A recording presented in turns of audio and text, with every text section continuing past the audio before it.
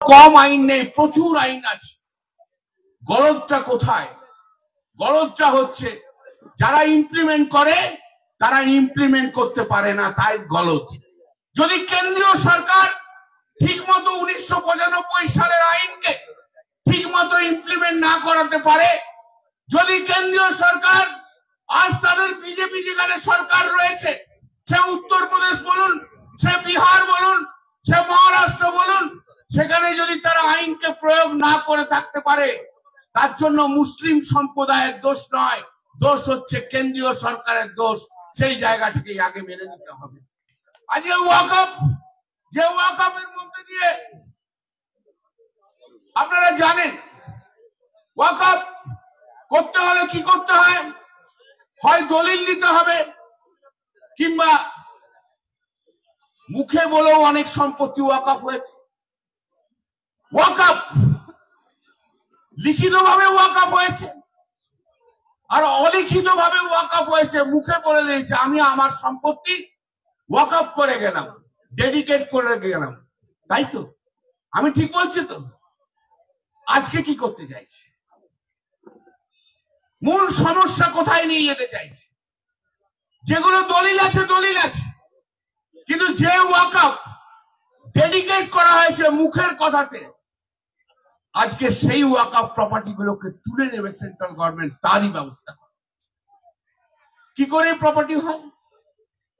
আপনাদের একটা দিন স্টেশন দিই, রায়সিনা হিল আপনারা জানেন, দিল্লির রায়সিনা হিল, যেখানে প্রেসিডেন্টের হাউস রায়সিনা হিল বলে না, আজ থেকে 200 থেকে 250 বছর আগে সেটা একটা গ্রাম ছিল, রায়সিনা ভিলেজ। বিরাট বড় রায়সিনা ভিলেজ ছিল। সেই গ্রামে অনেক মুসলিম সম্প্রদায়ের মানুষ থাকত। তাদের নামাজ পড়ার জন্য পার্লামেন্টের সামনে যে মসজিদটা আপনারা দেখতে পান, সেই মসজিদটা ওয়াকফ করা হয়েছে। তার জন্য কিন্তু কোনো দলিল নেই, মুখে বলে সেখানে ওয়াকফ করা হয়েছে। ওয়াকফ প্রপার্টি। আর সেই মসজিদ 200-250 বছরের জন্য রয়েছে। সেই মসজিদে কে আসেনি নামাজ পড়তে?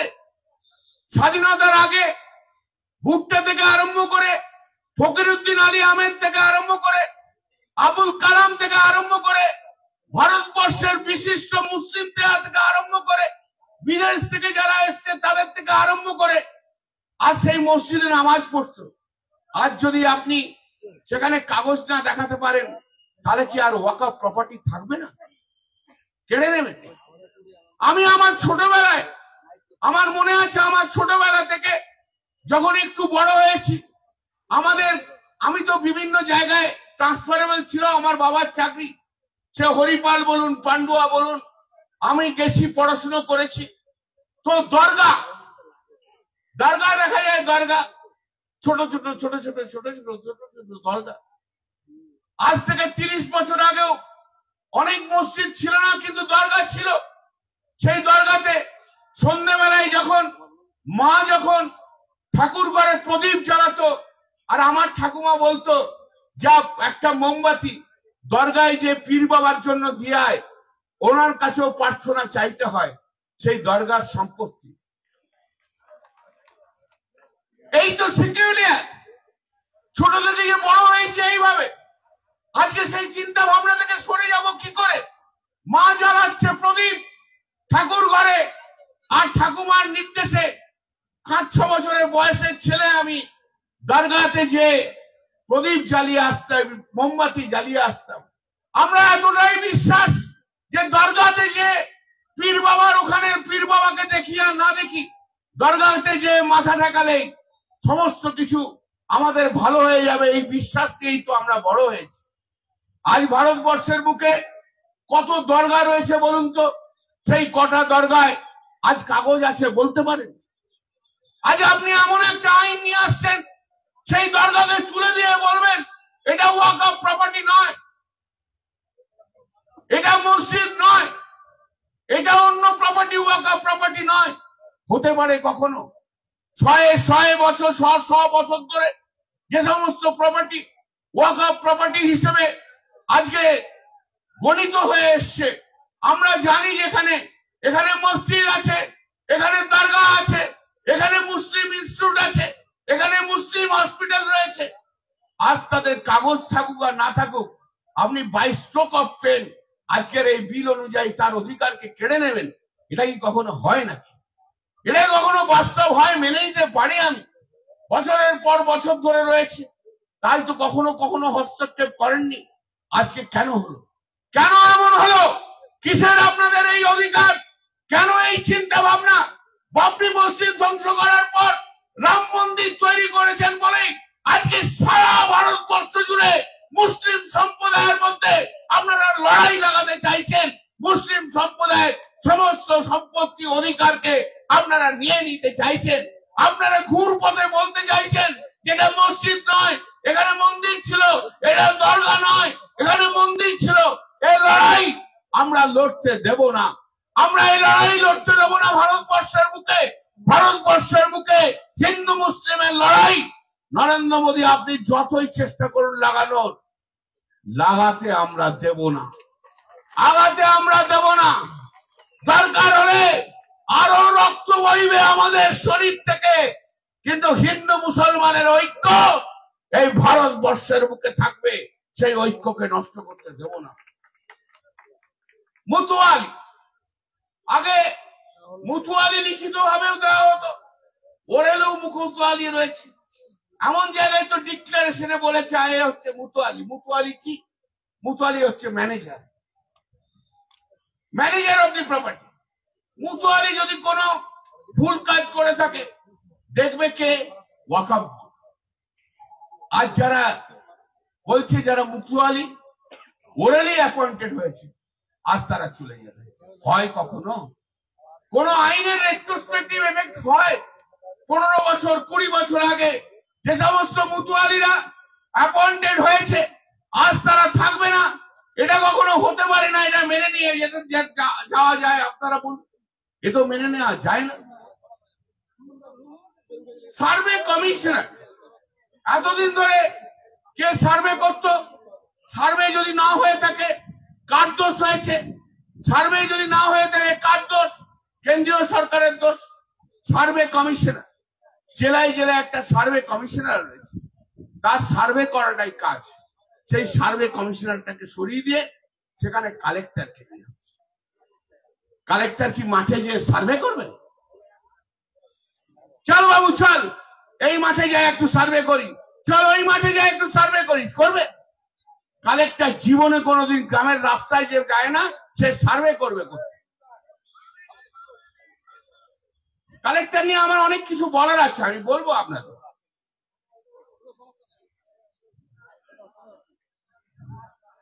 আরেকটা জিনিস খুব ইন্টারেস্টিং,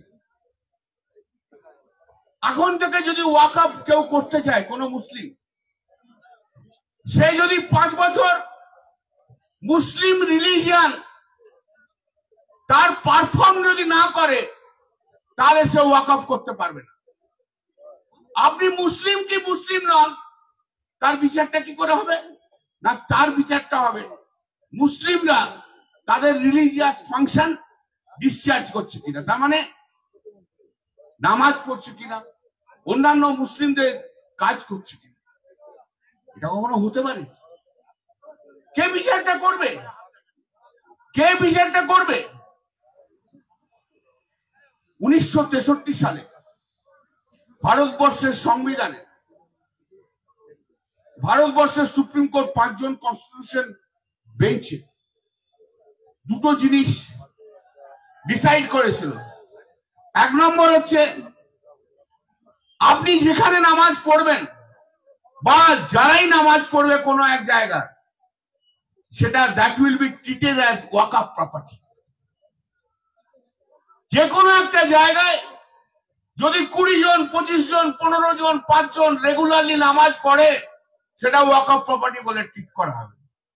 আর নামাজ যে মসজিদেই পড়তে হবে তার কোনো কম্পালশন নেই।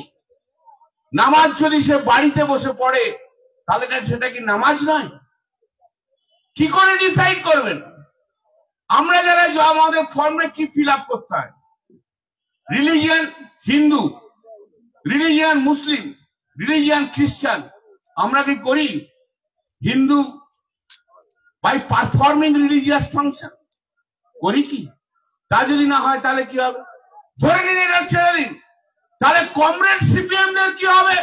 যারা ধর্মকেই বিশ্বাস করে না, যারা কোনোদিন মসজিদ যায়নি, যারা কোনোদিন নামাজ পড়েনি, সেই কমরেডরা কি করবে?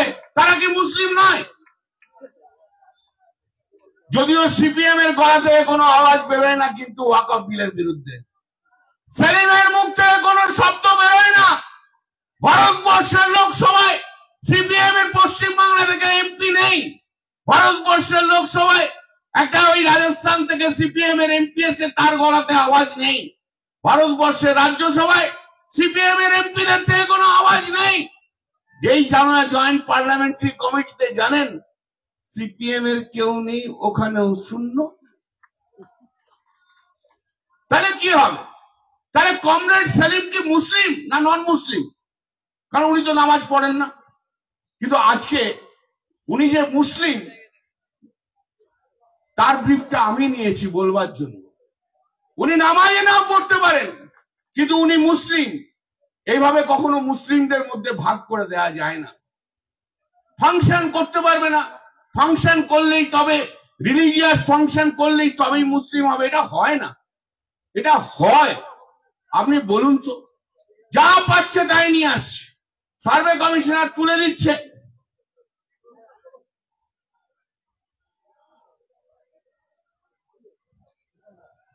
একটা প্রভিশন করেছে, no person shall create a wakf unless he is a lawful owner of the property and competent to transfer. আরে ভাই, আমি প্রপার্টির মালিক হলে তবেই তো আমি ওয়াকফ করতে পারবো, তবেই তো ওয়াকফ হবে। আমি কি আমার সম্পত্তি অন্য কাউকে দান আমি করতে পারি? অন্য কেউ কি আমার সম্পত্তি দান করতে পারে?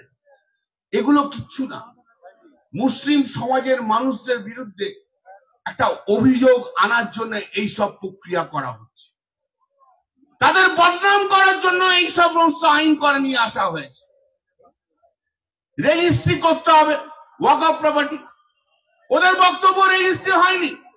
সুপ্রিম কোর্টে যে মামলা চলছে, সেই সুপ্রিম কোর্টের মামলায় সেন্ট্রাল গভর্নমেন্ট এফিডেভিট দিয়ে বলেছে 98% ওয়াকফ প্রপার্টি হ্যাজ বিন রেজিস্টার্ড।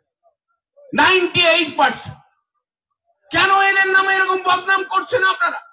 এমন একটা ভাব দেখানো হচ্ছে চারিদিকে ওয়াকফ নিয়ে নানা বিশাল ব্যাপার, ওয়াকফের কোনো রেজিস্ট্রেশন নেই, যে যেখানে বলছে সেটাই ওয়াকফ হচ্ছে। তা নয়, একদমই তা নয়।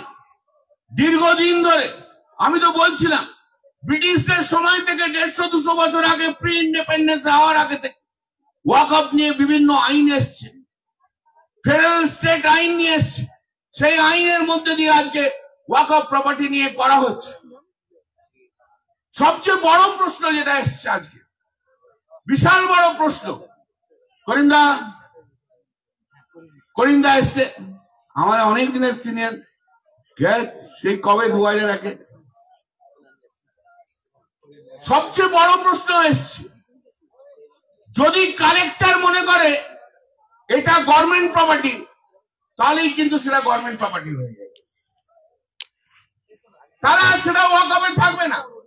ধরুন কোন একটা ওয়াকফ প্রপার্টিকে যদি কালেক্টর বলে দেয় না এটা গভর্নমেন্ট প্রপার্টি, ফাইনাল, সেটা আর ওয়াকফ প্রপার্টির মধ্যে থাকবে না। কালেক্টরের এই পাওয়ারটা কে দিয়েছে? সম্পত্তির মালিকানা, সম্পত্তির মালিককে, সম্পত্তির টাইটেল কার কাছে থাকবে তার বিচার একমাত্র কে করতে পারে? থেমে যাবে। একমাত্র সিভিল কোর্ট করতে পারে, সিভিল কোর্ট ছাড়া কেউ করতে পারে না। সিভিল কোর্ট ছাড়া কেউ করতে পারে না। তাই সিভিল কোর্ট যদি না করতে পারে, সিভিল কোর্টের আইন ক্ষমতা কি করে কালেক্টরকে দেওয়া হয়? কালেক্টর হচ্ছে সরকারের প্রতিনিধি। যে কোনো ডিস্ট্রিক্টে কালেক্টর কে? কালেক্টর হচ্ছে সরকার। একটু বসুন, একটু বসুন। কালেক্টরের সম্পত্তি কালেক্টর কি করে ডিসাইড করবে? আইনে বলে a person cannot be the জাজ অফ হিজ ওন কজ। তার নিজস্ব কজের জন্য কেউ নিজেকে জজ হতে পারে না। কালেক্টর যদি বলে দেয় এটা গভর্নমেন্ট প্রপার্টি, এটা গভর্নমেন্ট প্রপার্টি হয়ে যাবে। তারপরে আপনি সুপ্রিম কোর্ট পর্যন্ত মামলা করুন না কেন, ওয়াক অফ প্রপার্টি চলে যাবে, গভর্নমেন্ট প্রপার্টি হয়ে যাবে। এটা হয় না। আইনের অনেক অধিকার রয়েছে, বিভিন্ন জায়গায় রয়েছে। একটু বসুন, আমি খুব গুরুত্বপূর্ণ দু একটা কথা বলে একটু শর্টকাট করেই আমি বলে দিচ্ছি। সবচেয়ে বড় কথা হচ্ছে সেন্ট্রাল কাউন্সিল যেটা তৈরি করা হয়েছে, সেখানে 20 জন মেম্বার থাকবে। কারা থাকবে? Union minister in charge of Waqf. সে কি মুসলিম? আজকের কিরণ রিজিজু মুসলিম নয়, তাহলে non Muslim will be chairman. তারপর দেখুন 3টে মেম্বার অফ পার্লামেন্ট থাকবে। বলেনি 3 members of parliament belongs to Muslim, সেটাও থাকছে না। তারপর থাকছে সেন্ট্রাল গভর্নমেন্ট থেকে মুসলিম যাদের হবে 3% to represent Muslim organization having all India character. 3 জন মুসলিম হলো।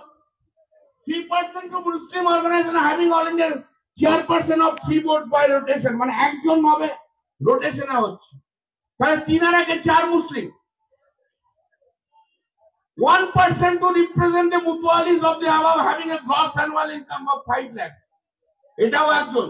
মুতুয়ালি সবসময় কিন্তু মুসলিমই হয় না, মুতুয়ালি কিন্তু হিন্দুও হয়। হিন্দু মুতুয়ালিও তো রয়েছে। তাহলে তো আমি ধরে নিলাম মুসলিম, তাহলে কতজন হলো? 5 জন। 2% who have been judges of the Supreme Court or High Court, সেখানে মুসলিম হওয়ার কথা বলেন। 4% of national eminence one is from the field of administration or management, সেখানেও মুসলিমদের কথা বলেন। আমি তো অনেক হিন্দুকে জানি, আমি স্পেশালি 2টি হিন্দু মহিলাকে জানি যারা মুসলিম ল নিয়ে তারা ডক্টরেট করছে বিভিন্ন সাবজেক্ট। তাহলে তাও নয়। এর মধ্যে কি বললো?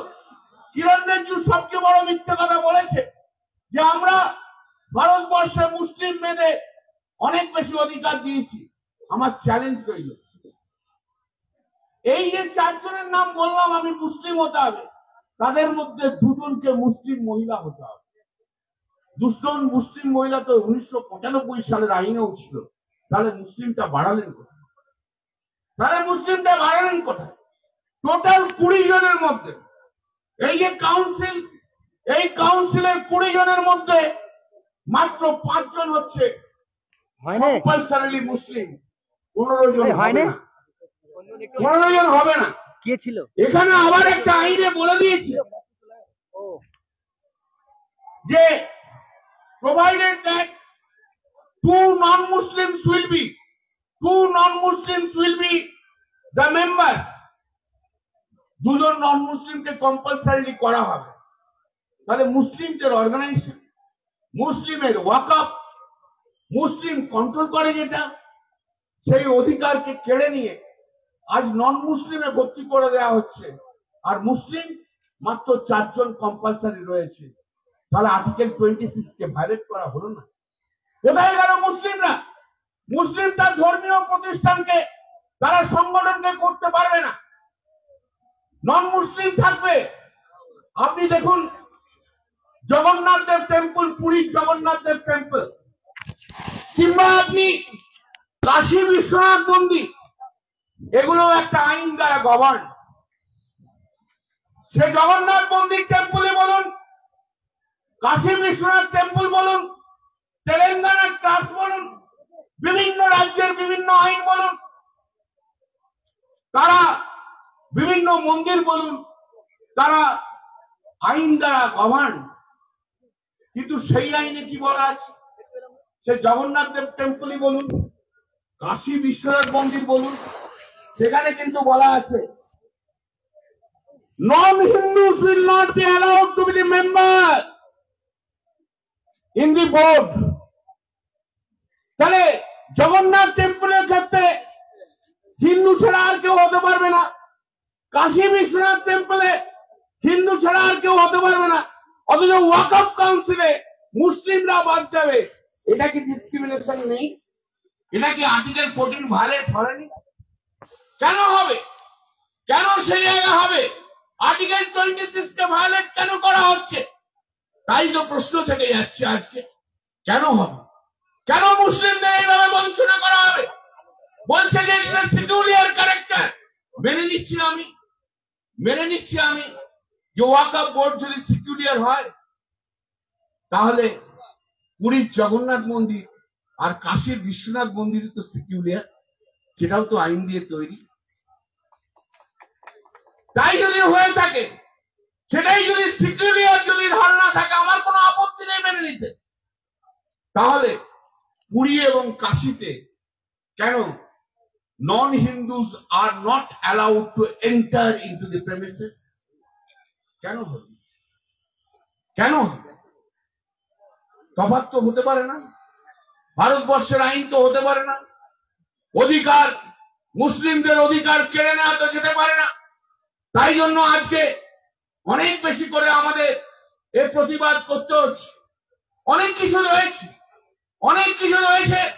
এর মধ্যে থেকে আমার অনেক কিছু বলার ছিল, আমি তো বললাম। আমি কয়েকটা ইম্পর্টেন্ট জায়গা আপনাদের বলে দেব। সেকশন 40, যে ওয়াকফ বোর্ড তৈরি হয়েছিল, যে ওয়াকফ বোর্ড আজকে রাজ্যে ওয়াকফ বোর্ড রয়েছে, ওয়াকফ বোর্ড দেখে, সেই ওয়াকফ বোর্ডই ডিসাইড করে কোন জমিটা কার, তাদের ইনভেস্টিগেশন, তাদের এনকোয়ারি। আর সেই ওয়াকফ বোর্ডকে তুলে দিয়ে একটা পুতুল বানিয়ে দেওয়া হয়েছে, একদম পুতুল। ওয়াকফ বোর্ডকে একটা পুতুল বানিয়ে দেওয়া আছে, দন্তবিহীন একটা পুতুল তৈরি করে দেওয়া হয়েছে। লাভটা কি হচ্ছে? সব কন্ট্রোল নিতে হবে কেন্দ্রীয় সরকার। অধিকার ছিল, যে রুলস ফ্রেম করার অধিকার ছিল, আজকে সেই অধিকারকে কেড়ে নেওয়া হয়েছে, সেই রুলসের অধিকারকে কেড়ে নেওয়া হয়েছে। রাজ্য সরকার এখন আর রুলস তৈরি করতে পারবে না। কেন্দ্রীয় সরকার আজ তার অধিকার, কেন্দ্রীয় সরকার ফিরোজ হাকিম এসছে, থেমে গেছে। একটু বসুন।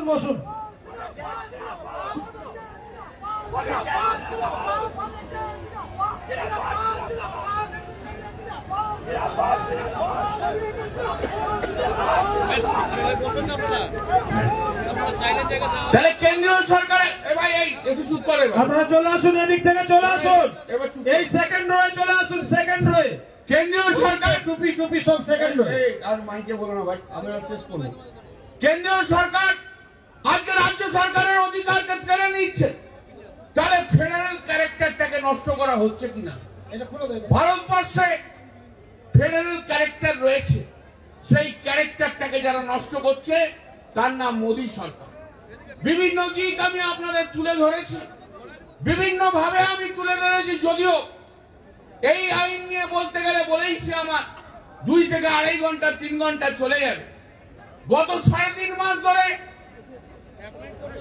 নাদিম একটু বাইরে বেড়াতে গেছিল, কিন্তু আমি বাইরে বেড়াতে যাইনি। আমি বরঞ্চ বাইরে যাওয়ার প্রোগ্রাম ক্যান্সেল করে দিয়েছিলাম ওয়াকফ বিল দিয়ে। এবার আমার একটু বিদেশে যাওয়ার কথা ছিল, স্ত্রীর সঙ্গে কথা বলেছিলাম, কিন্তু ওয়াকফ বিল থাকার জন্য এবার বিদেশ যাও এবারই ভেবেছিলাম, অন্যবার আমি যাই না, ক্যান্সেল করেছি। প্রতি সপ্তাহে আমরা 2 দিন করে 8 ঘন্টা 10 ঘন্টা করে ওয়াকফ বিল নিয়ে আলোচনা করেছি। আপনাদের মনের মধ্যে অনেকের প্রশ্ন থাকতে পারে, আজ সেই প্রশ্নেরও আমি আপনাদের কাছে জবাব দিয়ে যাব। আমি আগে একটা ইন্টারভিউতে আমায় বলেছিলাম, আমাকে সবাই জিজ্ঞেস করেছিল যে আচ্ছা বোতল কেন ভাঙতে হলো, কেন হলো? আপনি বিশ্বাস করবেন, নাদিমুল সেদিন উপস্থিত ছিল, কলকাতার হাইকোর্টের একজন প্রাক্তন জজ, যিনি বিজেপি হয়েছেন। কি অকথ্য ভাষায় আমাকে গালাগাল দিয়েছিল আপনারা ভাবতে পারবেন না। সেই ভাষার কথা আমি আপনাদের কাছে বলতে পারবো না। আমার মাকে নিয়ে, আমার বাবাকে নিয়ে, আমার স্ত্রীকে নিয়ে যে নোংরা ভাষা এই অভিজিৎ গঙ্গোপাধ্যায় ব্যবহার করেছিল আপনারা ভাবতে পারবেন না। দাঁড়িয়ে দাঁড়িয়ে ভাবছিলাম এই লোকটা কি করে কলকাতা হাইকোর্টের জজ হয়, এইরকম একটা নোংরা লোক কি করে কলকাতা হাইকোর্টের জজ হয়েছিল, কার আশীর্বাদ তার মাথায় ছিল যে যার জন্য কলকাতা হাইকোর্টের জজ হয়েছিল। আমার দিকে তেড়ে এসেছিল মারবার জন্য নাদিম ইসবাস। আমি এতটাই ক্ষিপ্ত হয়ে গেছিলাম যে বোতলটা আমার হাতে ছিল সেটাকে টেবিলের মধ্যে ভেঙেছিলাম, তার থেকেই আমার ইনজুরি। তারপর বোতল আমার হাত দিয়ে গলে গেছে, ধরতে পারিনি, রক্ত, প্রচুর রক্ত বেরোচ্ছে। দুঃখ কি জানেন? অত বড় আঘাত পেলাম, রক্তর বন্যা বইছে। আমি নিচে এনএক্সির বিল্ডিং এ হসপিটালে গেছি, চেয়ারম্যান সহ বিজেপির কেউ আমাকে দেখতেও আসেনি। তখন কি হলো কল্যাণ, ভাবুন। এই ওদের অ্যাপ্রোচ, এই ওদের অ্যাপ্রোচ। গালাগাল অনেক শুনেছি। এই ওয়াকফ বিল প্রতিবাদ করতে যে আমি এত গালাগাল শুনেছি, এত গালাগাল শুনেছি, এত সমালোচনা শুনেছি। সে দলের বাইরেই হোক আর দলের দু একজন তার মধ্যে থেকেই হোক না কেন, আমি তাতে এতটুকু আমি চিন্তিত নই। আমার লড়াই চলবে।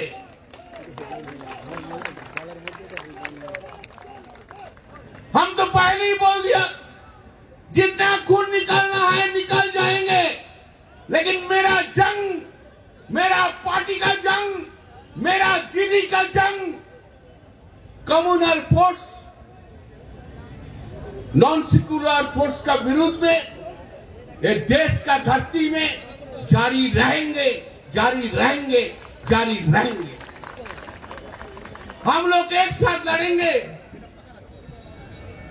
যেখানে যত সংখ্যালঘু সম্প্রদায়ের মানুষ আছে, যে দেশে যত সংখ্যালঘু সম্প্রদায়ের মানুষ আছে, সমস্ত সংখ্যালঘু সম্প্রদায়ের মানুষদের পাশে দাঁড়িয়ে থাকতে হয়।